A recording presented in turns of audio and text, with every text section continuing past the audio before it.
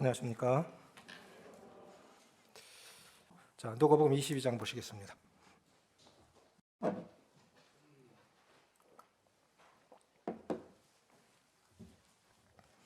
누가복음 22장 39절부터 42절입니다.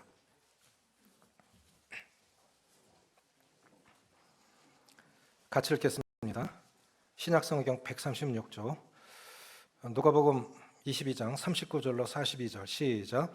예수께서 나가사 습관을 따라 감람산에 가시매 제자들도 따라갔더니 그곳에 이르러 그들에게 이르시되 유혹에 빠지지 않게 기도하라 하시고 그들을 떠나 돌 던진 만큼 가서 무릎을 꿇고 기도하여 이르시되 아버지여, 만일 아버지의 뜻이거든 이 잔을 내게서 옮기시옵소서.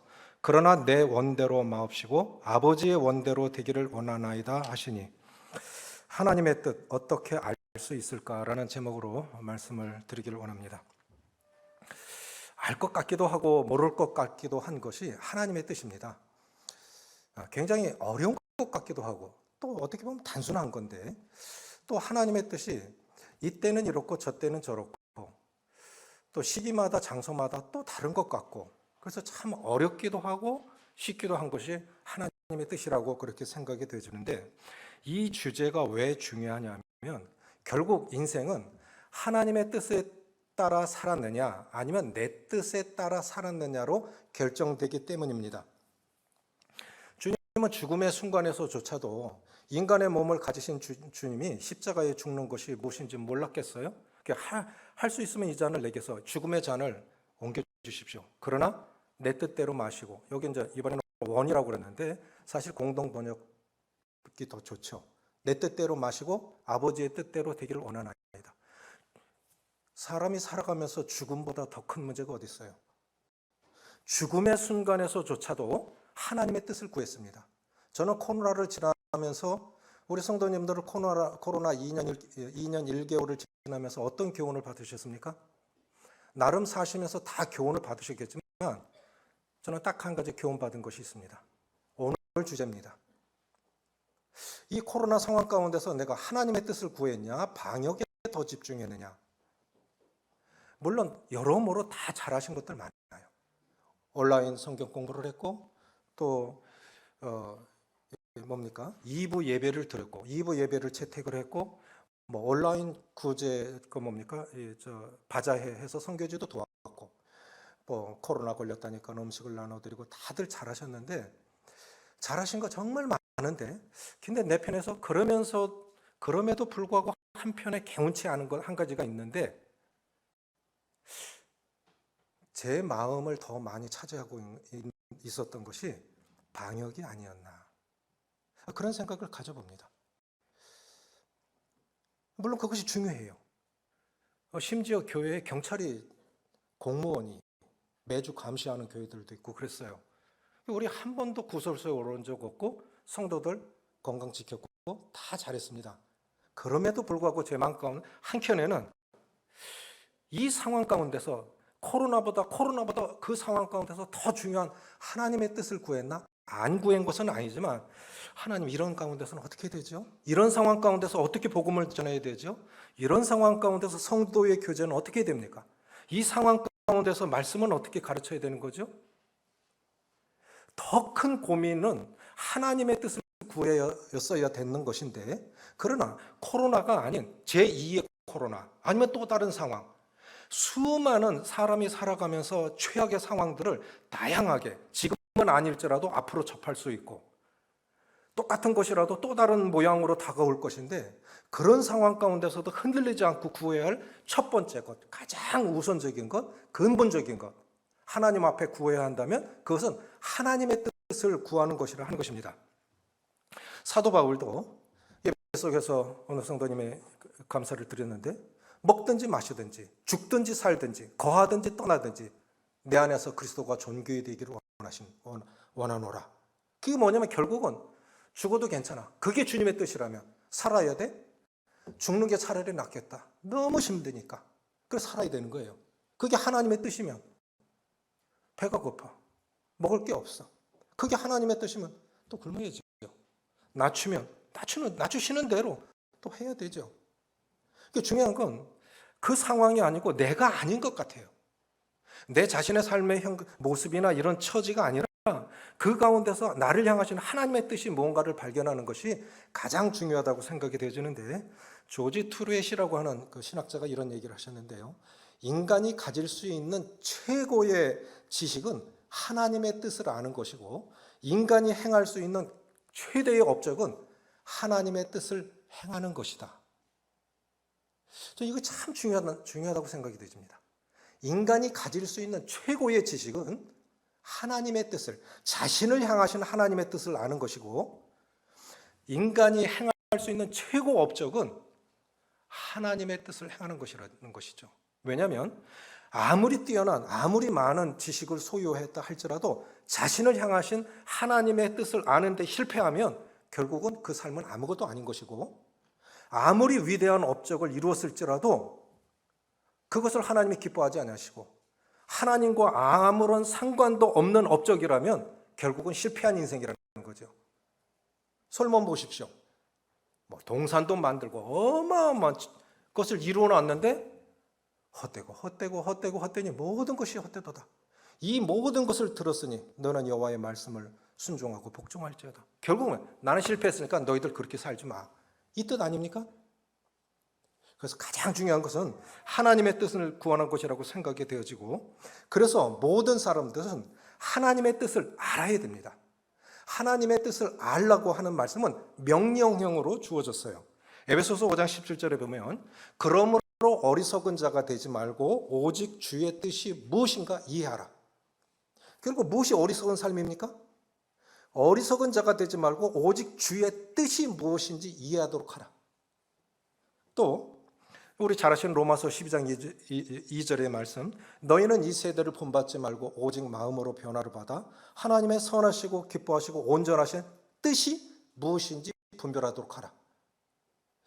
이 시대에 어떻게 사는 것이 하나님의 뜻일까? 그걸 물어 답하는 것이 신앙이라고 생각이 되집니다. 주님 또 야고보서 4장 15절에 이렇게 말씀하셨는데, 너희가 도리어 말하기를 주의 뜻이면 우리가 살기도 하고 이것저것을 하리라 할 것이거늘. 주의 뜻이면 여기까지 그럼 내 명은 거기까지. 어떤 분 사는 게 지루하다고 그래요. 주님이 그렇게 살면서 기도하라고 살게 하시면 사는 거예요. 어떤 분은 일찍 가요. 자식이 부모를 묻어드려야 되는데 부모가 자식을 묻어요. 기가 막히죠. 그게 하나님의 뜻이면 받아들여야 되지 않겠습니까? 근데 때때로 분별에 대해서 이제 혼란을 겪는 경우가 있는데 왜 그럴까? 이 하나님의 뜻에 대해서 혼란을 느끼는 경우가 있어요. 어떤 경우냐면 영적으로 첫 번째 가장 중요한 건 미숙해서 그래요. 영적으로 미숙해서 하나님의 뜻을 분별하는데 어려움을 겪습니다. 고린도전서 13장 11절에 보면 내가 어렸을 때는 말하는 것이 어린아이와 같고 깨닫는 것이 어린아이와 같고 생각하는 것이 어린아이와 같다가 장성한 사람이 되어서는 어린아이의 일을 버렸노라. 성숙하지 못해서 그래요. 두 번째는 뭐냐면 서로 상반된 조언을 듣기 때문입니다. 청년 형제 자매가 교제를 해요. 어려움을 겪고 있습니다. 근데 한 분은 헤어지라 그러고 한 분은 계속해라 그래요. 어떻게 해야 되죠? 실제로 있는 일이에요. 이럴 때 어려운 거예요. 또 성경은 개인적으로 결정해야 할 세부적인 상황까지 말씀하고 계시지 않습니다. 중매를 받았는데 두 사람을 동시에 받았어요. 다 경건한 사람들입니다. 그럼 누구하고 해야 되죠? 자기 마음대로 하면 돼요. 직장 좋은데 두 군데가 다 취업이 됐어요. 어딜 가야 됩니까? 대학 세 군데, 스카이 세 군데가 다 합격이 됐어요. 어디로 가야 되죠? S자로 가면 됩니까? 그렇게 가면 제일 좋을 것 같아요. 그렇게 세부적인 것까지는 말씀하고 계시지 않다는 거예요. 그건 자유라고 하는 것이죠. 자, 그러면 하나님의 뜻에 대한 두 가지 성경적 정의를 살펴보기로 원합니다. 이 헬라어로 하나님의 뜻에 대한 이 두 가지 명확한 뜻이 있는데, 하나는 불레, 말레 그렇게 외우시면 돼요. 불레라고 하는 것은 이것은 저항하거나 변경 불가능한 하나님의 절대적 주권적인 뜻을 불레라고 합니다. 이건 사람이 바꿀 수 없는 거예요. 저항하거나 바꿀 수 없는, 변경될 수 없는, 좌우로 옮길 수 없는 확실한 그런 하나님의 주권적인 뜻을 분례라고 그래요. 그 하나님의 역사를 주관하시는 것이 그렇습니다. 이번에 대통령 된 거, 역대 대통령들이 지도자로 세워진 거 다 하나님의 뜻이에요. 다니엘서 4장 12절을 보면 하나님이 그렇게 말씀하셨죠. 지극히 높으신 자가 인간 나라를 다스리며 자기의 뜻대로 그것을 누구에게든지 주시는 줄을 알기까지 하리라. 권세는 하나님이 내시는 거예요. 그래서 사람이 못 바꾸는 거예요. 또 우리 주님이 십자가를 지신 것도 사도행전 2장 32절에 보면 그가 하나님의 정하신 뜻과 미리 아신 대로 내어준 바 되었거늘 너희가 법 없는 자들의 손을 빌어 못 박아 죽였으나. 이게 하나님의 뜻이니까 그건 바꿀 수가 없는 거죠. 그리고 구원도 모든 일을 그의 뜻의 결정대로 행하시는 이의 계획을 따라 우리가 예정을 입어. 그러면 하나님이, 그게 이제 예지예정론이라고 장로교에서 하는 얘기인데, 이런 거예요. 일반 장로교나 일반 교회에서는 예정론을 믿어요. 그러니까 어떻게 살 때 넌 구원받게 돼 있어. 그러면 지금 교회 안 나가도 구원받아. 어떻게 해도 너는 구원 못 받을 사람이야. 그러니까 교회 안 다녀도 안 된다. 이게 아니라는 거예요. 구원은 내가 믿어, 내 결정으로 믿어서, 내 선택과 결정으로 예수님을 믿어서 구원받았는데 구원받고 들어가서 보니까 그 안에 뭐가 좀, 내가 이미 너를 영원전에 택하였노라. 구원받고 들어가서 보니까 하나님이 나를 택하셨다는 거예요. 그것이 하나님의 주권이라는 뜻이죠.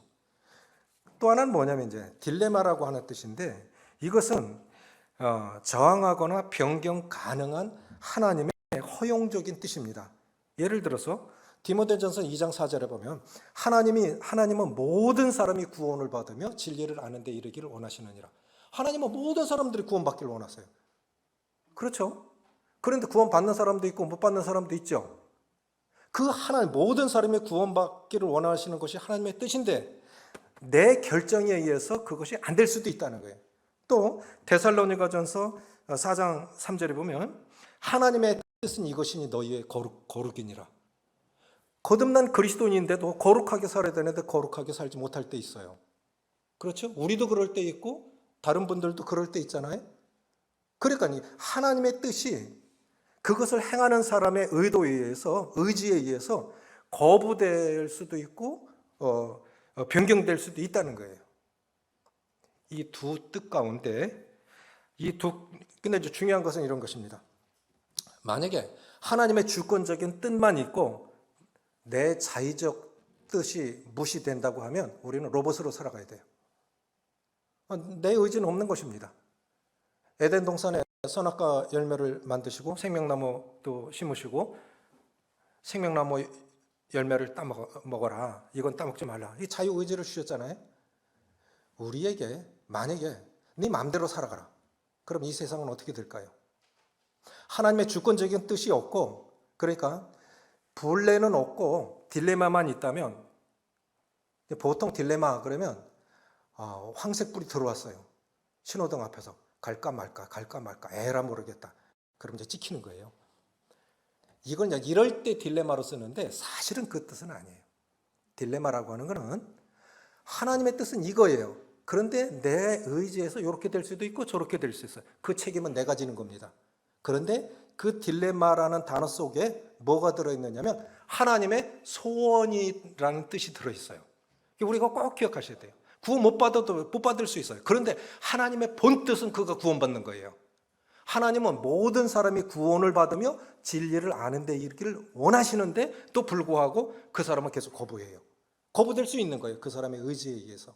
이것이 딜레마라고 하는 것입니다. 만약에 하나님께서 인간 역사 가운데 주권적으로 개입하지 않으시면 교회 역사 가운데, 우리 가정사 가운데도 하나님의 때때로 주권적으로 간섭하지 않으시면 가정생활도 굉장히 힘들고 교회도 나라도 안 될 것 같아요. 인간은 그것을 지킬 능력이 없어요. 굉장히 혼란스러울 것 같아요. 그래서 내 삶 속에도, 내 가정사 속에도, 교회사 속에도, 그리고 각 나라 역사 속에도 하나님이 주권적으로 때때로 간섭하셔서 주관해 주셔야만 지켜질 수 있다고 생각이 되집니다. 중요한 건 뭐냐면 하나님의 주권적인 역사 속, 하나님의 주권적인 뜻 가운데서 내 뜻을 어떻게 순종하고 복종하느냐의 여부에 의해서 내 삶은 얼마든지 바뀔 수 있다, 그렇게 생각이 되집니다. 그럼 이제 구체적으로 하나님의 뜻을 발견하는 방법들은 무엇일까? 여기서 먼저 주의해야 할 것이 있습니다.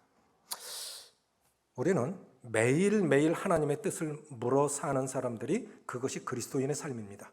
매일매일 하나님의 뜻을 물어 사는. 주님 기도 왜 하셨습니까? 사람들이 많이 모였어요. 거기서 복음 전하시면 좋지요. 그런데 주님 새벽 기도하시고 저 마을로 가자. 주님 그렇게 기도하시고 하나님의 뜻을 물어서 걸리 가신 거예요. 우리도 매일매일 순간순간 이럴 때는 어떻게 말해야 되죠? 복음 전하러 가고 누구를 만나러 가고 이럴 때는 어떻게 되죠? 매일매일 순간순간 주님의 뜻을 물어 사는 것이 그리스도인의 삶인데, 중요한 것은 뭐냐면 하나님의 뜻을 알고자 할 때 진짜 중요한 건 뭐냐면 내가 하나님께서 하나님의 뜻을 보여주시면 하나님의 뜻에 복종하고자 하는 의지가 있느냐 하는 거예요. 그냥 떠보는 식으로 하는 분들 참 많아요. 이미 마음 가운데 결정을 했어요. 저기서 장사하기로 계약까지 했어요. 그리고 저한테 와서 상담을 해요. 제가 뭐라고 그래야 되죠? 이미 누구하고 딱 마음을 정해놨어. 그리고 상담을 해요. 아니면 뭔가를 결정해놓고 저한테 와서 물어요. 상담의 의미가 없어요. 하나님의 뜻을 그냥 떠보는 거예요. 자, 이스라엘 바벨론에 망했습니다. 그런데 바벨론에 주둔하고 있는 사람들을 죽였어요. 그러니까 그걸 큰일 났다. 그래서 애굽으로 도망가자. 그런데 사람들이 이제 예레미야에게 묻습니다. 우리가 그 말씀 인용하는데 잘 생각하셔야 돼요. 우리의 갈 길과 할 일을 보여주소서, 이렇게 물었어요. 야, 굉장히 거룩하죠? 우리의 갈 길과 할 일을 보여주소서. 우리가 당신을 우리 하나님 여호와께 보내면 그의 목소리가 우리에게 좋든지 좋지 않든지를 막론하고 순종하려 함이라. 우리가 우리 하나님 여호와의 목소리를 순종하면 우리에게 복이 있으리다. 아멘. 하나님의 말씀을, 하나님의 목소리를 순종하면 복이 있는 거예요. 그리고 가서 물어보래. 그 예레미야가 기도했어요. 그러니까 애굽으로 내려가지 말라. 애굽으로 내려가면 하나님 보호하시지 않는데요. 그런데 이미 그들은 마음 가운데 애굽함을 결정해 놓고 떠보는 거예요. 떠보는 거예요. 그 예레미야가 여호와께서 애굽으로 내려가지 말라 하신다. 여기 머물라. 때때로 머물라 할 때 떠날 때도 있고 떠나라 할 때 머물 때도 있죠. 중요한 건 내 뜻이 아니에요. 그분이 어떻게 말씀하시느냐를, 그래서 하나님의 뜻을 물을 때, 여쭐 때 가장 중요한 것은 내 뜻과 다르게 하나님의 뜻을 보여주실 때 정말 순종할 각오가 돼 있냐? 이게 가장 중요합니다. 그렇지 않고 떠보기식으로, 간보기식으로 이렇게 하는 사람에게 하나님의 뜻을 묻는 것은 그건 죄를 짓는 거예요. 좀 심하게 표현했다고요? 아닙니다. 야고보서에 보면 선을 행할 줄 알고 행치 아니하면 죄니라. 우리 마음 가운데 어떻게 행해야 하는지에 대한 분별력이 있어요. 어떻게 해야 맞다고 하는 것에 대한 성령의 가르침이 있습니다. 그런데 선을 행할 줄 알고도 행치 아니하면 죄인이라 하셨기 때문에 하나님께서 내 마음에 나침판과 같은 어떤 기준을 주셨는데도 불구하고 그냥 내 마음은 결정해놓고 물어요. 그리고는 내 마음대로, 내 뜻대로 합니다. 그럼 죄를 짓는 거예요. 그래서 중요한 것은 하나님의 뜻을 물을 때 정말 내 뜻과 다르게 말씀하셔도 순종할 각오가 되어 있냐 하는 것입니다. 그러면 구체적으로 하나님의 뜻을 분별하기 위한 방법은 무엇일까요? 한 5가지 있는데, 첫째는 기도하는 것입니다.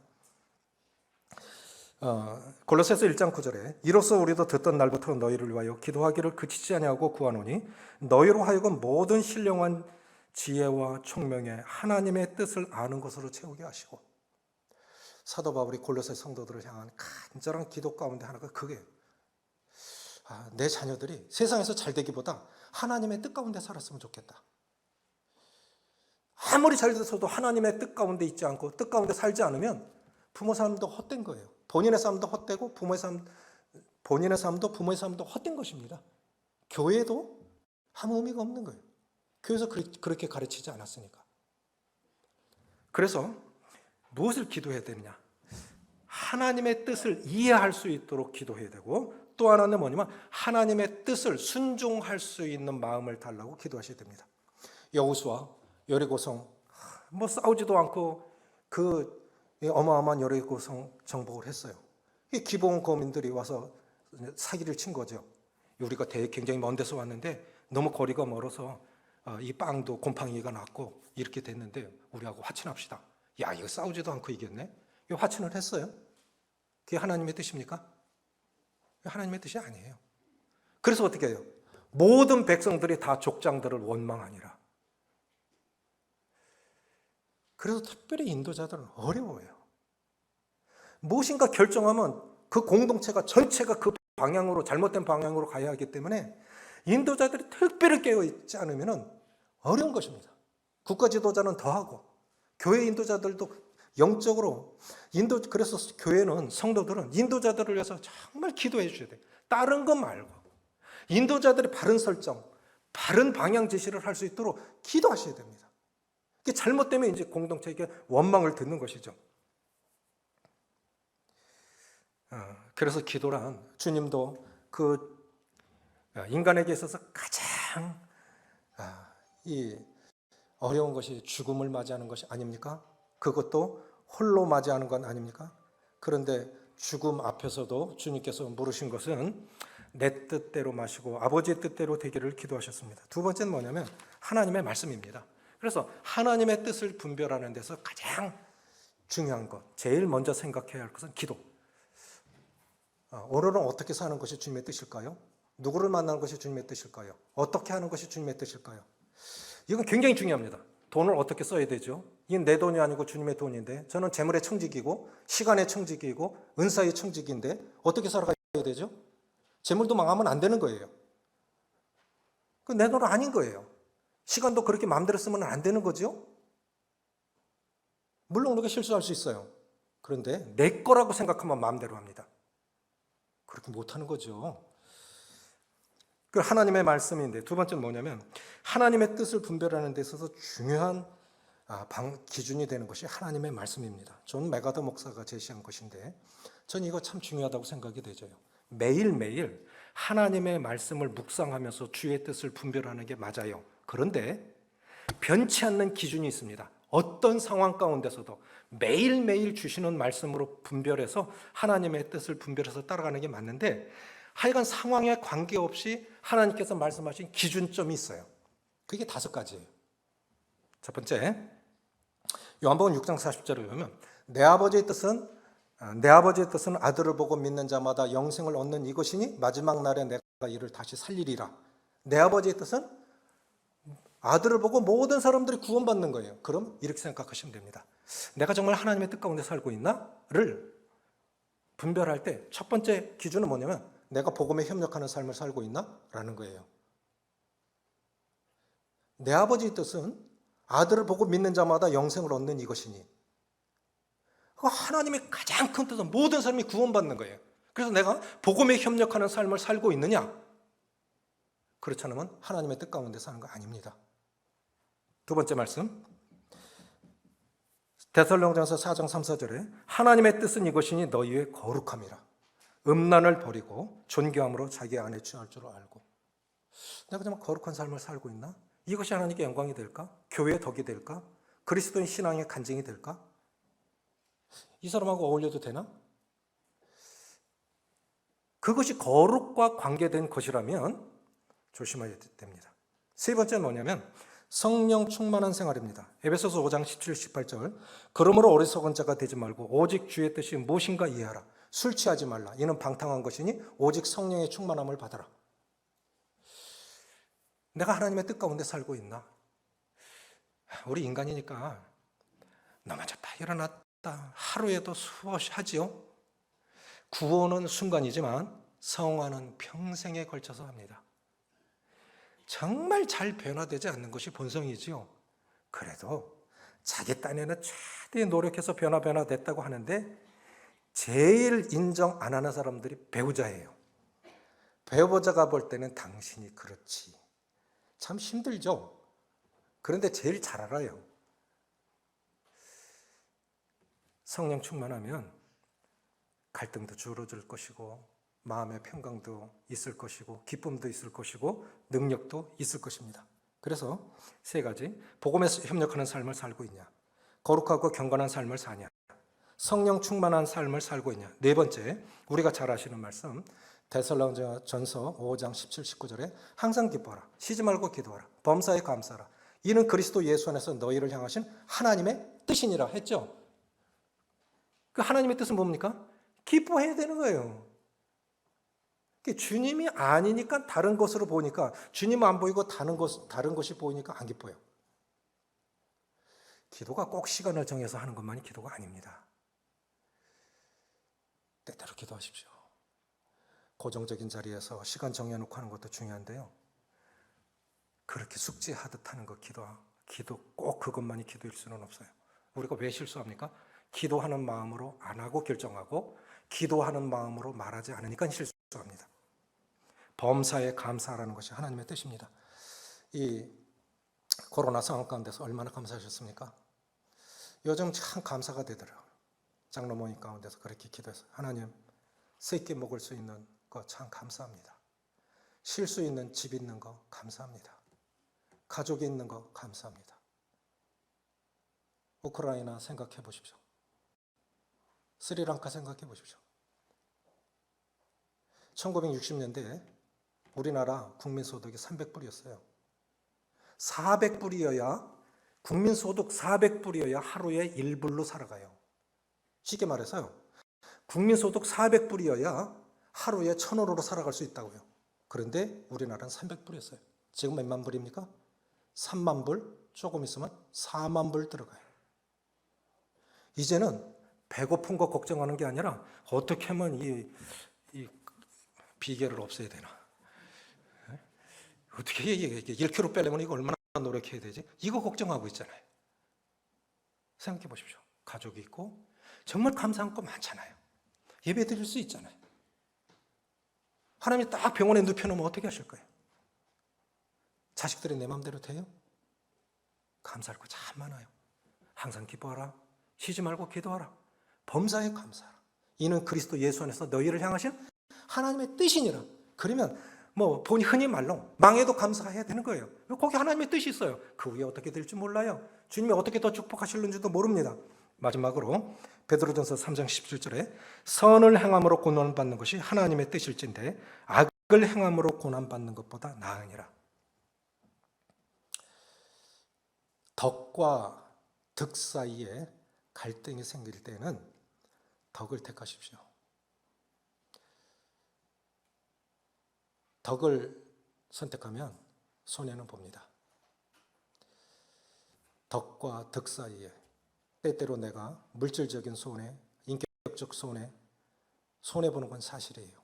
그러나 덕과 득 사이에 갈등이 생길 때는 덕을 택하십시오. 그러면 하나님이 축복하십니다. 선을 행함으로 고난받는 것이 하나님의 뜻입니다. 그거는 하나님이 보상해 주십니다. 저는 그걸 확실히 믿습니다. 그래서 이 다섯 가지 말씀, 복음에 협력하고 있느냐, 거룩한 삶을 살고 있느냐, 성령 충만을 기도하고 있느냐, 항상 기뻐하고 기도하고 감사하고 있느냐, 그리고 손해볼지라도 늘 선을 택겠다 하는 말씀에 복종하고 있다고 하면 그 후에는 당신 마음대로 해도 된다. 이 말씀이에요. 이거는 상황과 관계없이 주어진 하나님의 기준, 하나님의 뜻입니다. 그래서 늘 이 다섯 말씀을 기억해 주시면 좋겠어요. 하나님의 뜻을 발견하는 방법, 기도, 말씀. 세 번째, 환경입니다. 근데 이 환경도요, 잘 생각하셔야 돼요. 자, 위장된 환경도 있습니다. 요나 같은 경우에 불순종했는데도 길이 선하게, 순종하게 열린다. 이거는 가짜예요. 이건 가짜예요. 불순종했는데도 길이 희한하게 잘 된다? 그건 겁내셔야 돼요. 불순종하는 삶을 사는데도 너무 잘 된다? 불안해하셔야 되고 기도하셔야 돼요. 어떤 풍랑 만날는지 몰라요. 그런데 열심히 살아요. 근데 자꾸 막히는 것 같아. 그러면 원망하지 마시고 다른 길을 찾아보세요. 한 문을 닫으시면 한 문은 열려 있어요. 사도행전 16장에 아시아에서 복음을 전하면 계속 막으시는 것 같아요. 막는 게 보여. 근데 옆바로 내려가는데 제 소명의 말씀이에요. 마게도냐로 건너서 우리를 도우라. 그래서 복음이 유럽으로 들어간 거예요. 그렇지 않으면 계속 아시아에서만 살았을 거예요. 복음이 유럽으로 안 건너갔을 거예요. 열심히 사는데 뭔가 막힌다 생각하면 다른 걸 찾아보세요. 하나님이 하시는 역사는 성령은 바람과 같아서 임의로 인도하십니다. 그래서 한쪽이 막히는 것 같으면 다른 쪽을 찾아보세요. 이 사람이 안 될 것 같으면 거기 고집하지 마세요. 다른 사람 준비된 사람이 있어요. 물론 포기하면 안 돼요. 한 문을 닫으신 것 같으면 한 문은 열어놓으셨어요. 꼭 그쪽을 찾아보시기로 합니다. 환경은 두 가지예요. 한쪽이 막히는 것 같으면 다른 문은 열어놓으셨다. 불순종하는데도 길이 순종하는 것 같다. 그건 가짜예요. 네 번째 뭐냐면 앞선 인도자들의 조언입니다.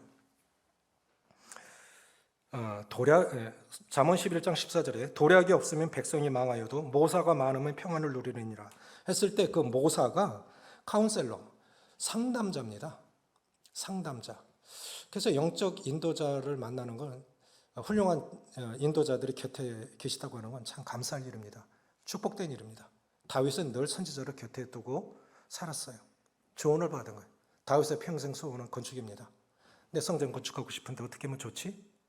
선지자가 금방 기도하지 않으니까 그래요. 하면 되지요. 왕이 못할 게 뭐 있어요? 하면 되지요. 그 가서 기도하는데 하지 말라 해라. 다윗은 피를 너무 많이 흘렸어. 다만 다윗의 아들 솔로몬에게 하라. 내가 못해도 아들이 하면 되지. 그래서 자기가 할 수 있는 거 설계도 떠놓고 금은 자재 사람까지 다 준비해놓고 떠납니다. 꼭 내가 해야 되는 거 아니에요. 교회 일도 그렇고요. 모든 일 꼭 내가 해야 되는 거 아니에요. 그런데 조언을 구할 때 이건 조심하셔야 돼요. 내가 좋아하는 말들만 하는 사람 가까이 하시면 위험합니다. 항상 내 편에 있는 사람, 내가 좋아하는 말만 하는 사람은 내가 하고자 하는 것을 동의받는 것이나 갖는 것과 같아요. 아무 의미가 없어요. 좌로나 우로나 치우치지 않고 때로는 아니다라고 말할 수 있는 그 사람을 찾아가셔야 돼요. 치우치면 안 돼요. 물론 사람이 온전하지 않지만 그래도 중립적인 입장에서 옳은 소리, 바른 소리 해줄 수 있는 그 사람을 찾아가셔야 됩니다. 좋은 자를 만난 것은 참 중요하다고 그렇게 생각이 되어집니다. 마지막으로 마음의 평강입니다. 골로새서 3장 15절에 보면 그리스도의 평강이 너희 마음을 주장하시게 하라. 평강을 위하여 너희가 한 몸으로 부르심을 받았나니 또한 너희는 감사하는 자가 되라.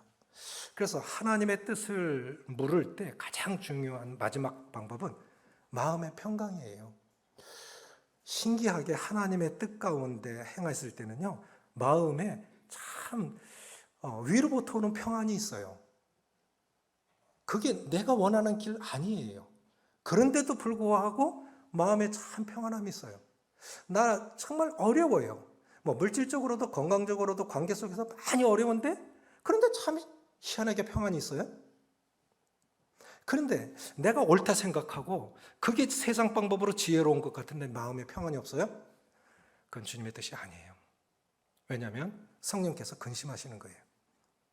하나님의 뜻과 그래서 하나님의 마음을 살피시는 성령께서 우리 마음에 어떤 방법으로든 개입하신다고요.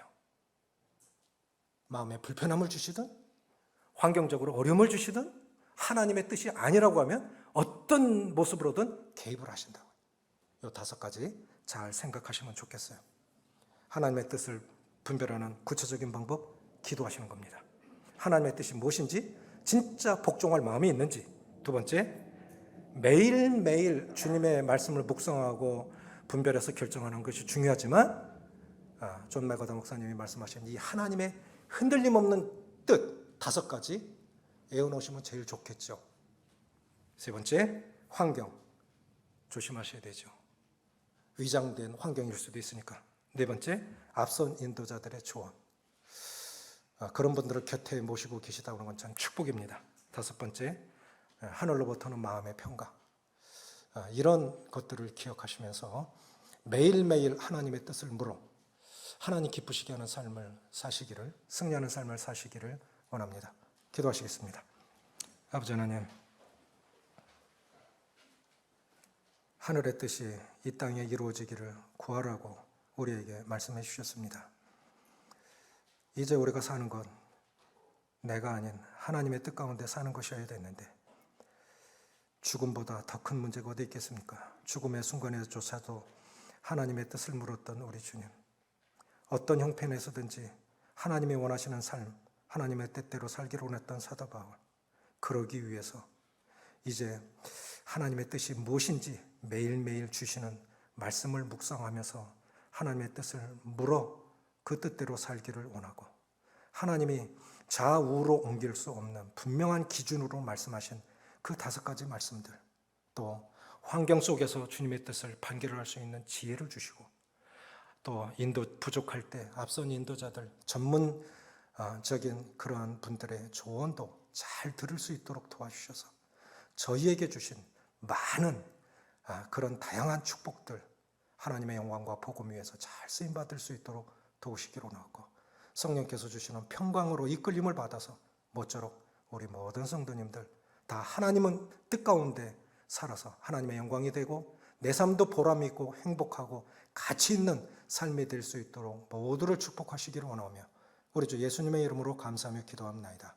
아멘.